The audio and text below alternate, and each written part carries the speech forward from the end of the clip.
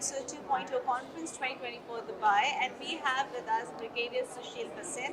He is military-inspired leadership and team-building expert, and he also received an award for excellent leadership. First of all, congratulations for receiving an award. Thank you very much. And welcome to the conference. Before we dive in about you and your job, tell us, how does it feel to be recognized as a leader outside the comfort zone? I think it feels very good.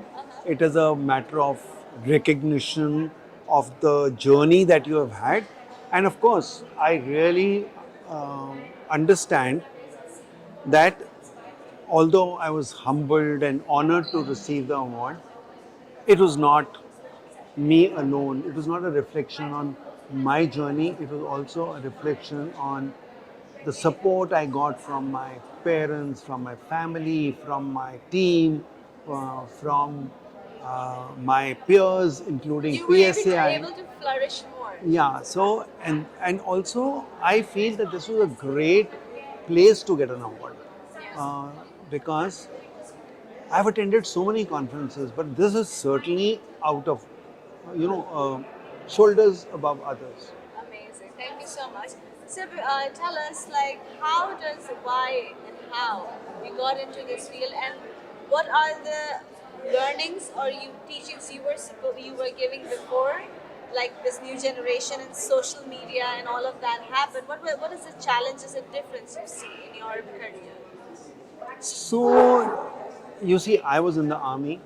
I had nothing to do with education. I had nothing to do with any of these things. And I was going very well in my life. I should have easily been a general. But in 2002, I got posted to a place called Bareilly, and I was told that you will be the chairman of the army school. Okay. Now, I have nothing to do with schools and education, but this was an administrative job, which is an honorary job. It is in addition to your main job, Yes. right? And then I was told that the school is in a very bad shape. And I got to realize that there are 2,000 students there, and their career is at stake because they don't have a principal there for 2 years, and the school is in a mess. That's what my boss told me.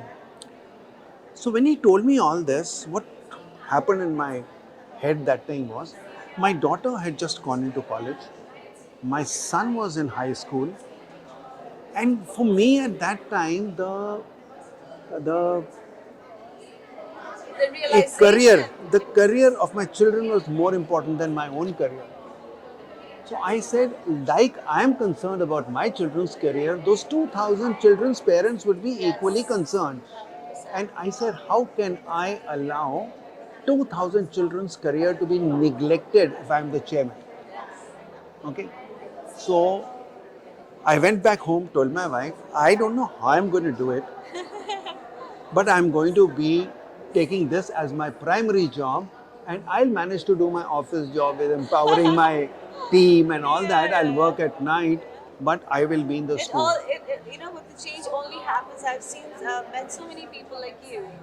The change only happens when a person becomes selfless and want to change the world and help. And it's such a selfless act for you. It's like an additional work, additional responsibility of the children you've never seen. Sometimes in life you take a project because you love it. Yeah.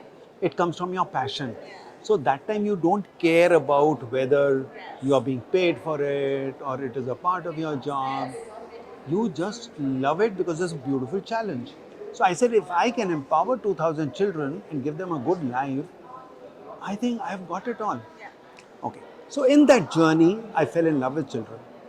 And there are a lot of instances, but there's a TEDx talk which I have done called Purpose of Life. And I've told the whole story of what happened. But the crux of it was that after 6 months, the school totally changed. And one day the head girl came on the stage at an event, and she praised me for all that was happening in the school. And then she called me on the stage and presented me with a scroll which was in the shape of pencil, 12 feet long. And what children had done, they'd taken A4 size papers in each class, So ninth A, ninth B, ninth C, ninth D, Yeah, 10th yeah, A, 10th. They joined it up like that, made a pencil. On top they said, they made an eraser. And there they said, no organization changed without good leadership. Sir, thank you for your leadership. Oh, that At the moment. bottom, they made that lead.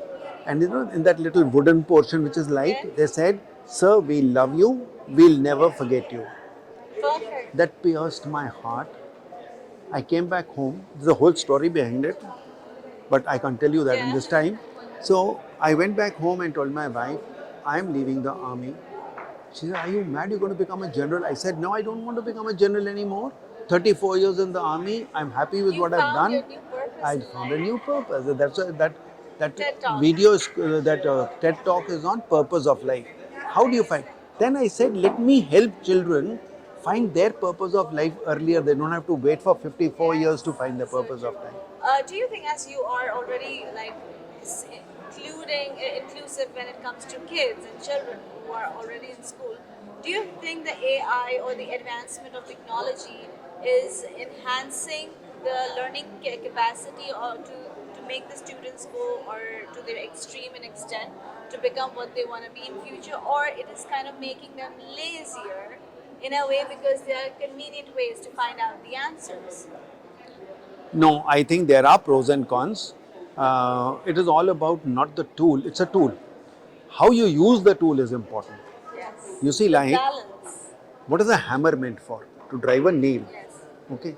But if I go and hit that hammer on somebody's head and kill him, you can't blame the hammer. Yes. Okay. Yes. So, if used properly, Yes. and if you don't depend on AI for its intelligence, but use it for efficiency, use it for correctly, then AI can be a great tool.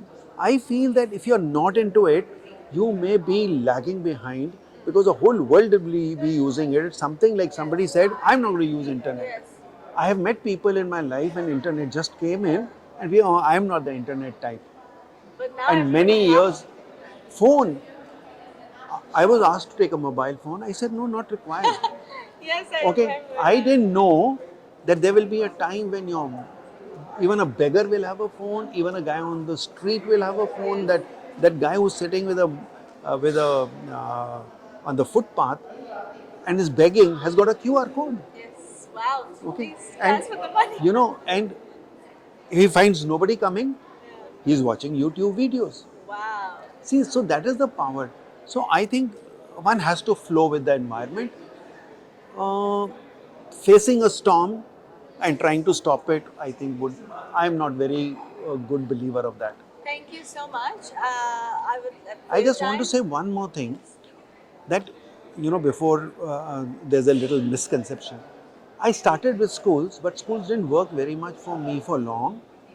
So I switched to corporate training. So now what I do in leadership is basically leadership in corporates and Okay. organizations where I focus on uh, leaders leading and building and leading high performing teams. Okay. So that's what I look at. And when you talked of AI, my project which has just started is I'm given myself 4 months. In 4 months, I want to start my workshops on AI for leaders. How Perfect. can leaders today use AI To become to better at their become craft. better leaders? Perfect. Thank you so much for your time. Congratulations again. If we had like hours of time, we would have been talking all day I long. know. But I believe when a person is dedicated for anything, and if you can help out in any way, I know you can never be selfless that to an extent the way he is, of course.